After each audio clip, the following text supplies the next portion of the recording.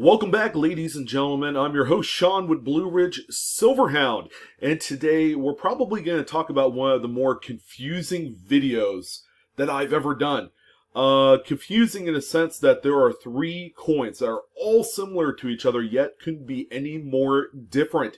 So in this video, we're going to kind of describe each one individually, talk about what it is. If you've found one before, some of them are kind of a novelty. A few of them are really, actually very expensive, very valuable error coins. But I figure, hey, why not? Because, it's never been done, with any sort of effectiveness on YouTube. And, yeah, we're just going to go ahead and talk about it because you never know we're going to come across one of these. And there's going to be a lot of question marks. There's going to be a lot of confusion, as far as like, ooh, my coin has two heads on it. Is this a fake or is it real? Did Mint even do stuff like this? Those are all great questions. So, as always, I got to go ahead and do my YouTube thing. Make sure you like the video. If you enjoy today's content, feel free to share the video as well.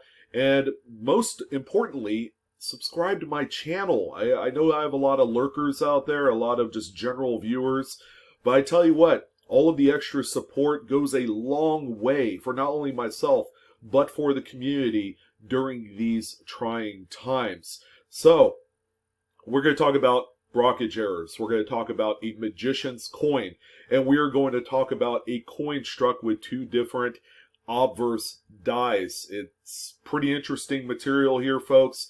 Strap in your seat and get ready for a pretty wild ride. So we're going to go ahead and start off with this image here, which appears to be two nickels on the screen, right? One's a 2000D, one is a 1964.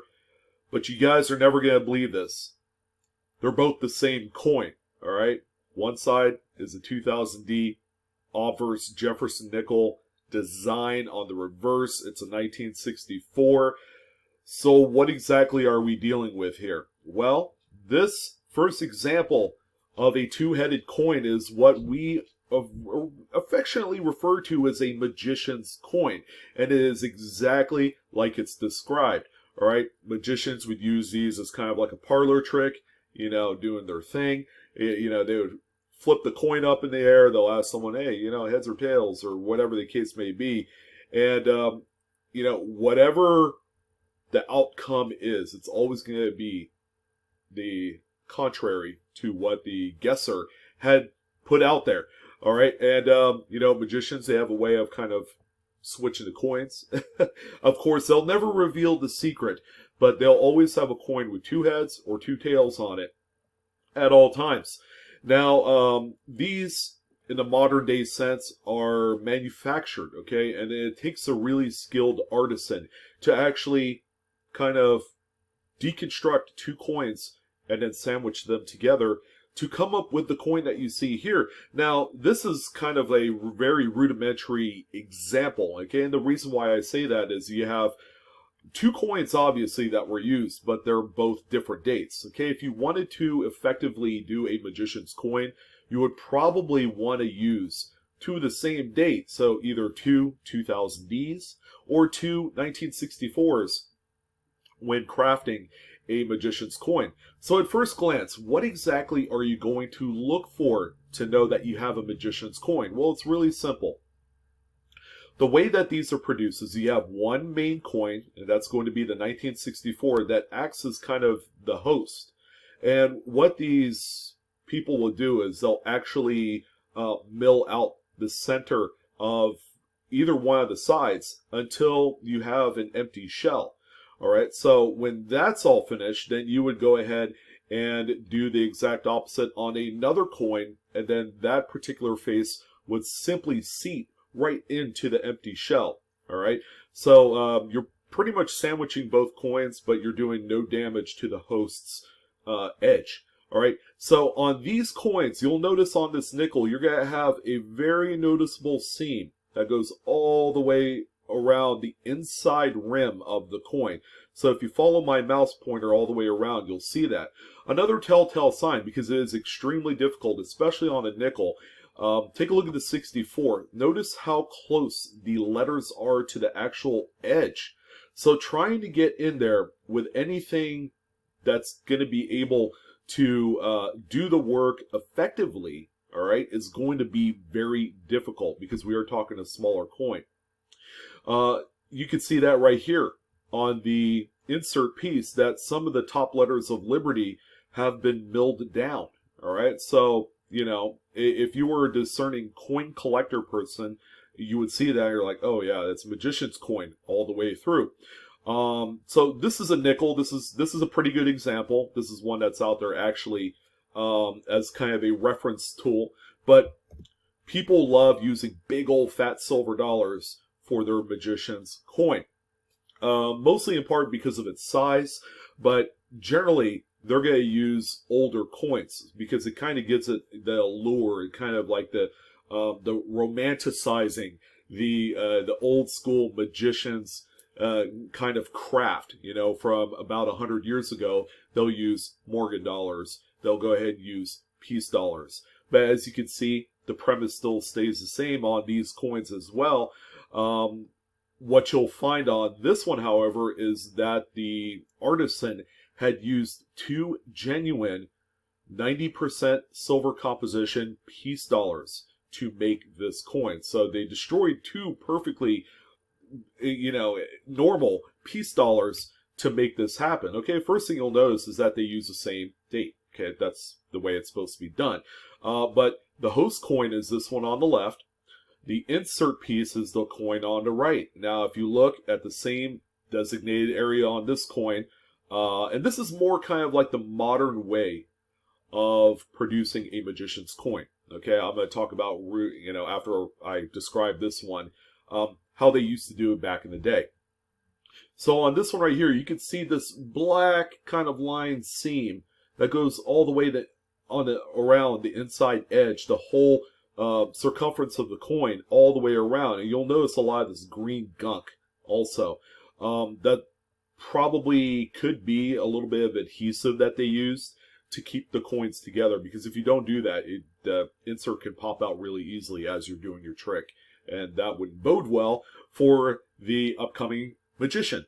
All right, so I had mentioned that back in the day they made these quite differently. Okay, sometimes they'll cast them differently using a completely different metal, using either reworked old scrapped dies, which, you know, the mints at the time used to just throw the dies out, and then, you know, people can go and scour into the trash and find these dies that have been used and abused and then trashed.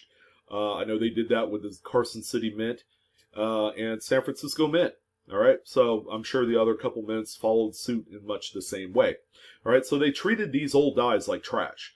Someone would just come along, find a set, and they'll go ahead and produce a magician's coin using their own kind of different alloy, I guess, or composition.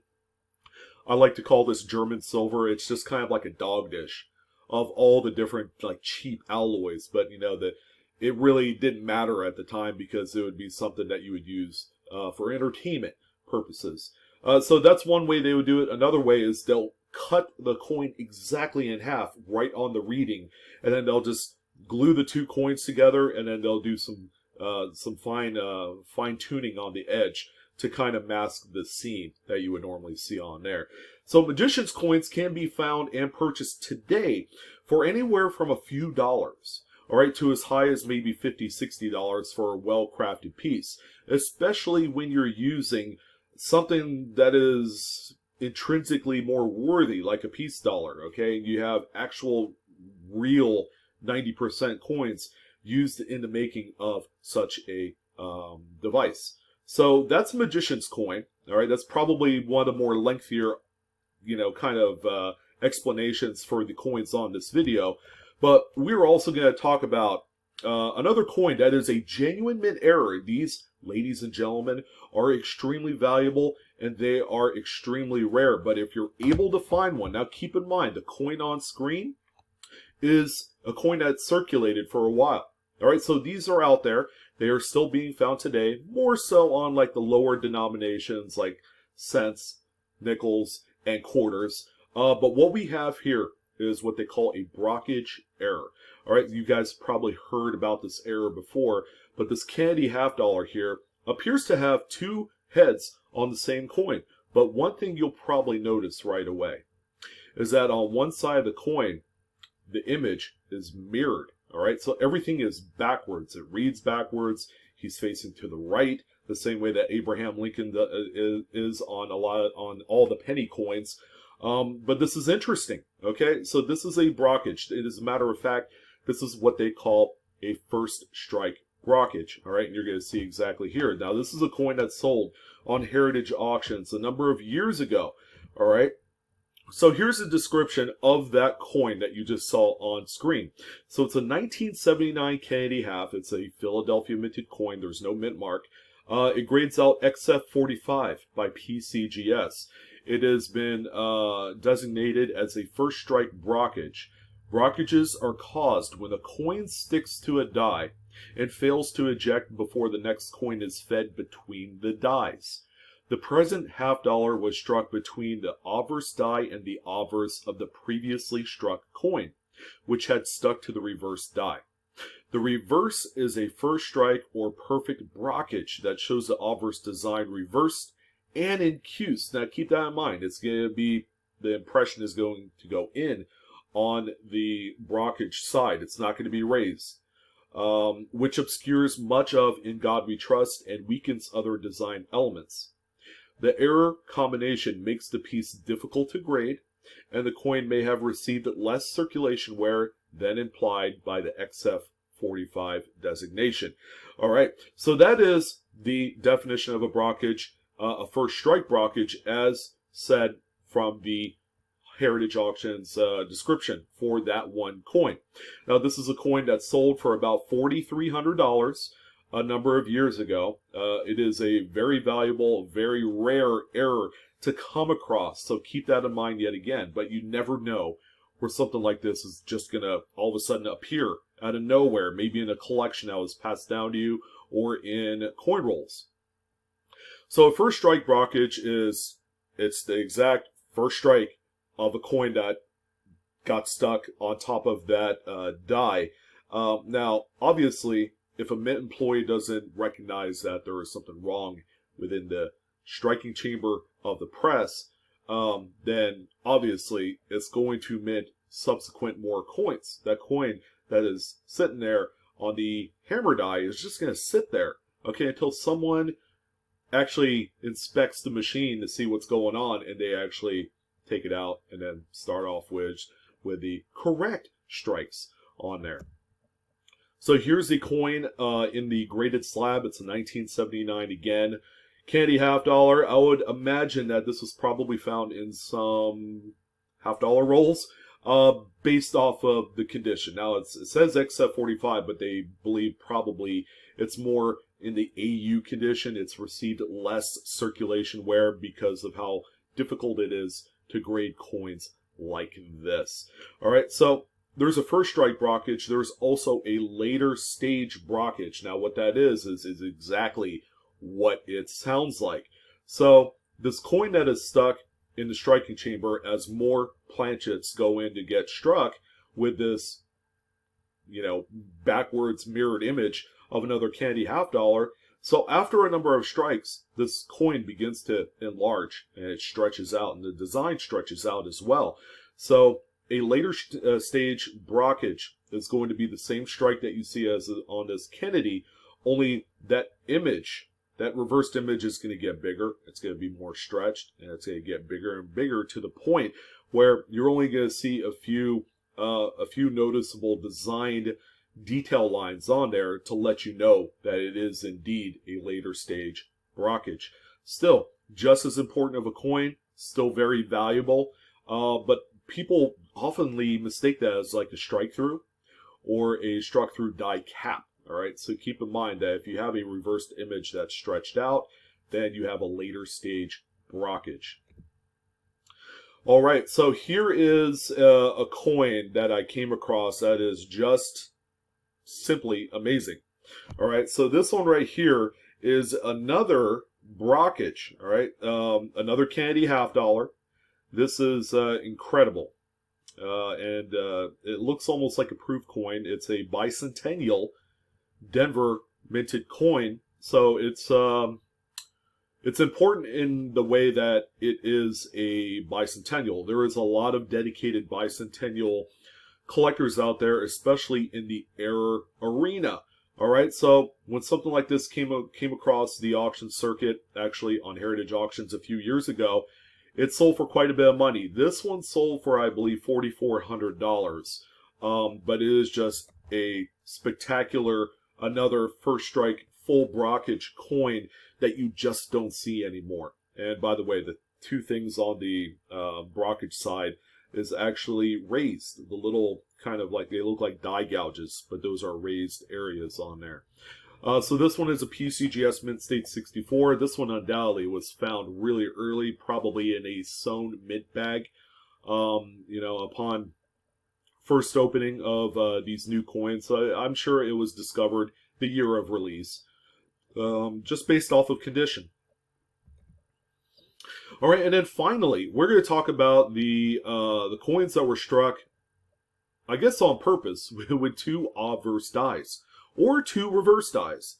So some would speculate that this is probably a demonstrator or experimental piece. For whatever reason, someone had put two obverse dies in a coin press, and this is what you get. Now, you have two of the same date Jefferson nickel here. It's a 2000 Philadelphia. However, as you guys can see, a lot of the design details has been obliterated on this. Okay, so this was probably happening during a time when the mint employee was playing around with the pressures of the dies. Okay, they call it die adjustment strikes, but this was obviously a first attempt.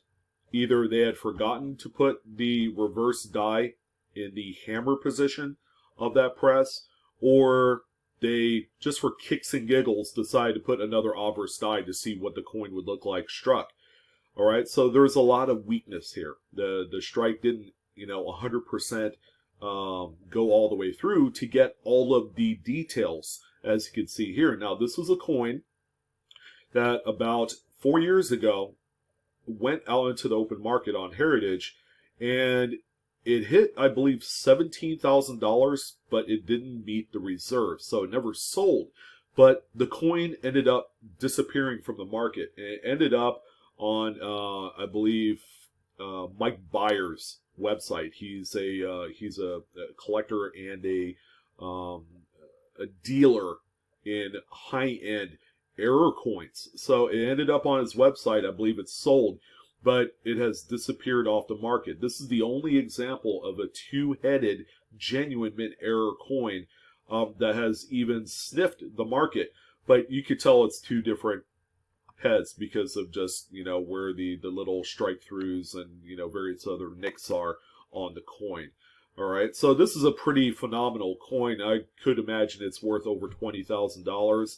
I guess the market just wasn't ready for something like this because it is also a little bit controversial. Is it truly a mint error, or was it done intentionally? That's all the things that we kind of wonder once we get knee-deep into these errors.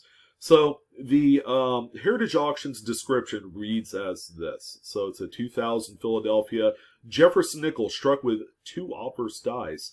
This one grades PCGS Mint State 65. This Jefferson nickel has two obverses rotated approximately 225 degrees from coin turn. Both sides are weakly struck, but exhibit a readable date and mint mark and a partial outline of the Jefferson bust, although unstruck areas retain the dimpled texture of the planchet surface. Post-strike contact is confined to the rim near In God We Trust on one side and the rim near Burt in Liberty on the other side. The surfaces are brilliant, luminous, and satiny. Double-headed and double-tailed mint errors are extremely rare. No kidding. They're just like, 1 in 2 million, a trillion, whatever. This example is the only two-headed coin known to us among regular production coinage. Now, that's important. what's the likelihood that you'll ever come across this and change? Probably not. But it is neat to know that something like this does exist in the annals of U.S. coin errors. All right, and here is a final lasting image of the coin in the slab. It's a 2000 Philadelphia, again, Mint-State 65 by PCGS, struck with 2 obverse dies. I would probably love to have this in hand just to examine it once, just to say that, hey, I've held a coin struck with 2 obverse dies. Pretty neat. So anyways, that's going to do it on this video. If you guys have questions, go ahead and post them below. I would love to hear what you have to say about these amazing errors or, lack thereof, the magician's coin. Feel free to like, share, subscribe. Hit that bell for instant notifications so that we get first-hand access to all of the newest content as they're made available. Again, I'm your host, Sean, with BlueRidgeSilverhound. Thank you for joining on this video. As always, Coinaholics, we are discovering together. You guys take care, have fun in this hobby, and I will see you on the next coin video.